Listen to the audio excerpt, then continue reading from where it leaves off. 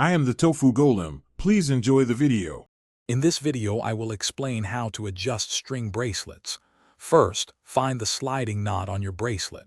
To tighten, gently pull the two loose string ends away from the main loop. This action will make the bracelet smaller. To loosen, pull the main bracelet strands apart, moving them away from the knot. This expands the loop, making it larger and more comfortable. Many string bracelets use common sliding knots. Macrame knots involve two cords passing through a central knot, allowing smooth movement. Fisherman's bend knots feature two separate, intertwined knots that slide against each other. Simple slip knots are often found on simpler designs, offering quick and easy adjustments with just one hand. Sometimes knots can become a bit stiff. If your knot is stuck, gently wiggle it back and forth to help loosen the fibers. Always avoid using excessive force, as this can damage the string or the knot itself.